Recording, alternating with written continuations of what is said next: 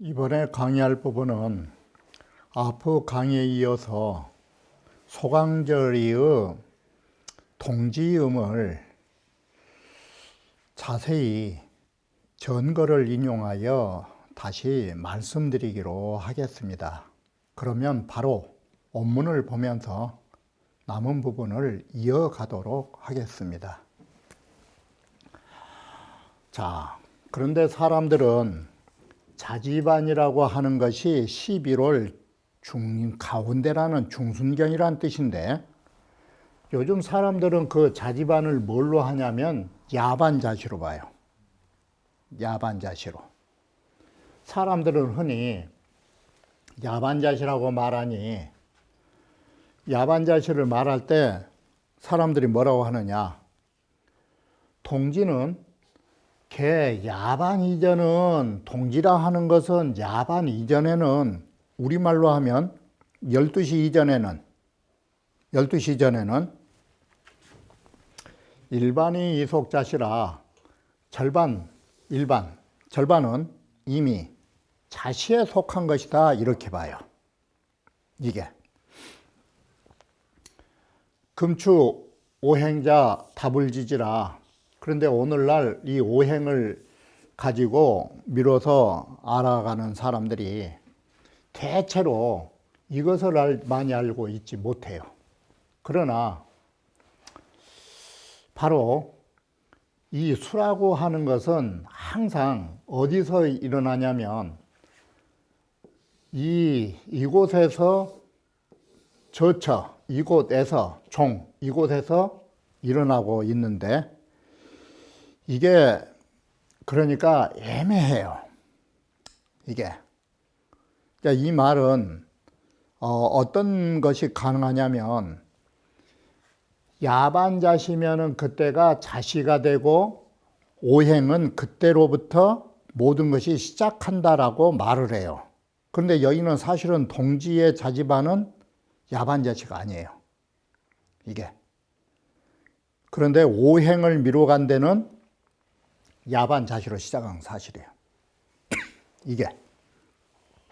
그래서 조금도 차이가 없이 야반자시에서 모든 것은 이루어지고 있다라고 말한 것입니다. 두 번째 구절의 천신무계이라고 하는 것은 바로 양이라는 것은 생물지 기니까, 그러니까 우리는 여기에 천심하고 연결지어 볼 때에 양이라고 하는 것은 바로 뭐냐, 이것은 만물을 낳아줄 수 있는 기운이 된다라는 것을 아셔야 되겠죠. 바로 만물을 낳아주려면 이 일양의 기운이 있어야 되겠죠. 이게. 그래서 천심은 생물을 내려는 마음은 오늘도 변함없이 생물을 내어줄 수 있는 기운인 하나의 양을 내어줬구나, 이 말이 되죠. 이게. 그래서 이런 바로 우주가 만물을 내어주려는 이 마음, 이건 연년세세 이와 같았어요. 바로 이 우주가 생긴 이후로 지금까지도 한 번도 변해본 적이 없고, 연년세세 시어차요. 오를 일일 시어차라. 달이면 달마다, 날이면 날마다 항상 이런 마음은 하늘이 변해본 적이 없다고. 그리고 앞부분에서 이 숫자는 수리학을 말한 것입니다. 수리학. 모든 오행에 유추해보는 수리학은 항상 동지 야반으로부터 시작되는 것입니다.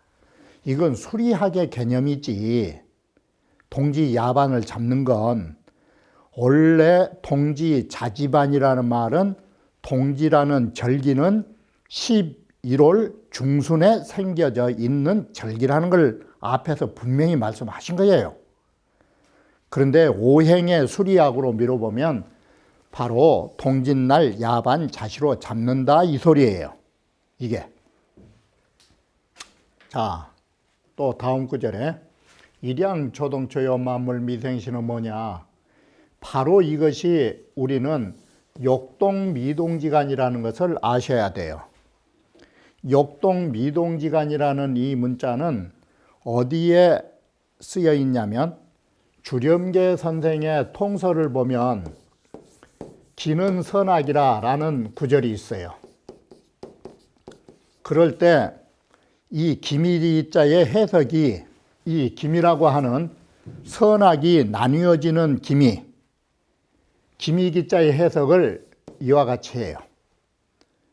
움직이려고 했지만 아직은 움직이려는 하고자 할 욕자는 뜻이자를 쓰면 되겠죠. 움직이려는 생각을 가졌지만 행위로 나타난 건 없어요. 그래서 동하고자 했지만 아직은 동하지 않는 사이간자, 딱 그 찰나를 말하고 있다. 그러니까 이 말이 뭔 말이에요?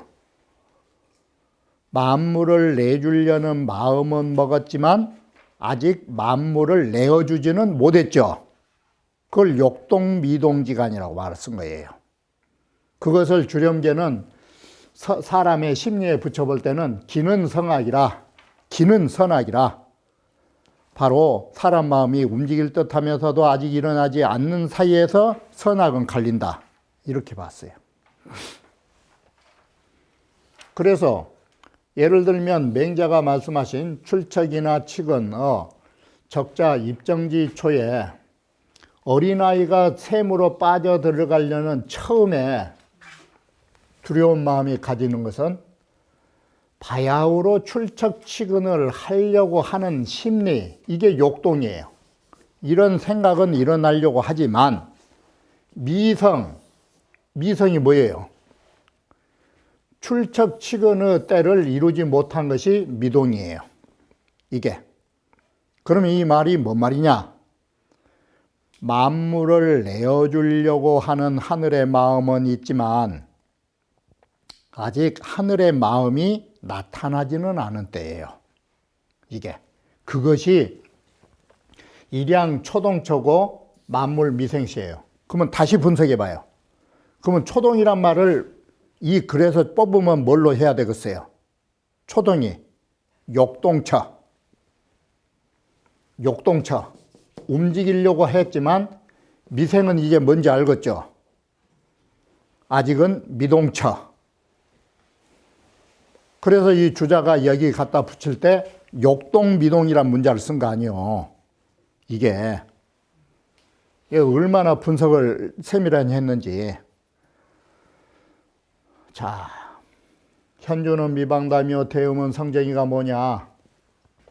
당시시하야 이때를 당하여 이름이 방동이로 된 만물 미생하야 하나의 양이 바야흐로 움직이려고는 했지만 만물은 아직 생겨나지 않으니 그러죠. 만물이 미생하야 미유 성취 기미지 감은 각연이라. 바로 미유 성취까지만 딱 떼면 앞에서 말씀드렸듯이 무성무치 나오지 않아요. 소리조차 냄새조차 없는, 거기다가 기미조차 없는, 이렇게 하면 되겠죠. 그래서 성취와 기미로 들을 수 있고 볼 수 있는 것이 없다면 이게 뭐예요? 듣는 것은 뭐고 보는 것은 뭐예요? 자, 분석할 때 들을 문자는 소리겠죠. 보는 것은 색이겠죠. 자, 그럼 이 뭔 말이 돼요? 이게 성색의 세계라고 하는 것은 현상계예요. 이게 바로 소리와 냄새와 기미가 있는 이런 현상계의 상태가 아니다, 이 소리예요. 그것을 맹물이란 담담해서 냄새도 맛도 없고, 여기에 미방담은 냄새도 맛도 없고 이래야 돼요. 큰 소리는 소리가 없으니까, 소리조차가 없으니까 들을 수 없는 세계. 이게 성세계 세계가 아니다, 이 소리예요. 현상 세계의 존재의 세계가 아니다. 나오려고는 하지만 그걸 이렇게 해서 분석해 놓은 거예요. 자, 다시 간단하게 더 보완할 게 있는데, 우리는 왜 이렇게 봄이 되어서 모든 것이 풀릴 수 있느냐? 초목이라 하는 것이 불염기액이면, 가을이 되면 우리는 그 액체를 거두지 않으면 할 때 액체를 거둔단 말을 우리는 뭐라 하느냐? 가을에 물이 빠지지 않으면 그러죠. 나무에. 그러거나 나무에 물이 내려가지 않으면 이 말이죠. 나무에서 물이 쫙 빠져버리지 않으면 불능이 부영하고 내년에 나무는 꽃이 필 수가 없어요. 왜 그러느냐? 나무에 물이 있으니까 나무들이 다 동해를 입어가지고 죽어버리잖아요. 바로 이렇게 우리는 모두 없는 자리에서 아름다움이 피어나요. 자, 그러면 겨울잠 자는 것들은 어쩝니까? 곤충들이 그 몸을 겨울잠을 자서 움츠리지 않으면 그것들은 내년 봄에 진작하고 분발해서 튀어나올 수가 없는 것이에요. 움츠리면서 기운이 응축됐으니까 봄이 되니까 툭 튀어나온 거예요.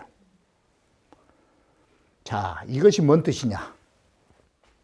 이것이 바로 초목과 곤충을 보더라도, 자, 인지 소위 귀어복이, 사람이라는 것은 회복한 것이 참 고귀한 것인데 이 고귀함은 어디서 만들어져요? 복지, 소위 귀어정야라. 복이라고 하는 것은 바로 전의 상태가 뭐였어요? 고요죠. 바로 이 고요가 고귀하다라는 것이에요. 그렇게 보면 적자는 감지군이요, 적자는 적연부동은 이렇게 보면 쉽겠죠. 적연부동이라 하는 것은 감자가 주역에서 뭘 했어요? 감이수통. 적이라고 하는 본체는 바로 본체는 감이라고 하는 작용의 임금. 흡이라는 것은 바짝 걷어들이는 거, 응축하는 거, 그러면 음이잖아요. 바로 이 응축하는 것은 활짝 펴주는, 열어주는 뿌리가 된다. 자, 그렇게 보면 동지장은 겨울에 모든 기운이 수장되는 것, 딱 감춰져 있는 것은 일세지복이하고 겨울에 움츠려져 있으니까 다음 해에 모든 것이 툭툭 튀어나온다 이 소리예요. 그리고 밤에 우리가 하루를 쉬는 것은 뭐예요? 내일 하루를 회복해서 맞이한 것이에요. 이게 겨울잠 자듯이. 그래서 하루의 편안한 주무심은 겨울에 겨울잠을 달게 자고 나온 곤충하고 같은 것이에요. 자, 그렇게 보면 희로애락지 미발은 뭐예요? 이거 고요죠. 이렇게 고요한 상태의 본성을 보존한다라는 것은 다음에 뭘로 가요? 발이계중절로 가겠죠. 발산에서 중절이 맞는 그걸로 가겠죠.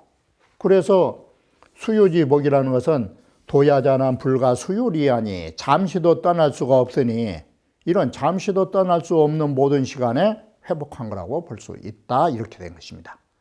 이처럼 우리는 복을 하려면 그 앞에 전제가 있다라는 것을 바로 임천호 씨가 다시 말해주고 있다라고 하는 것입니다.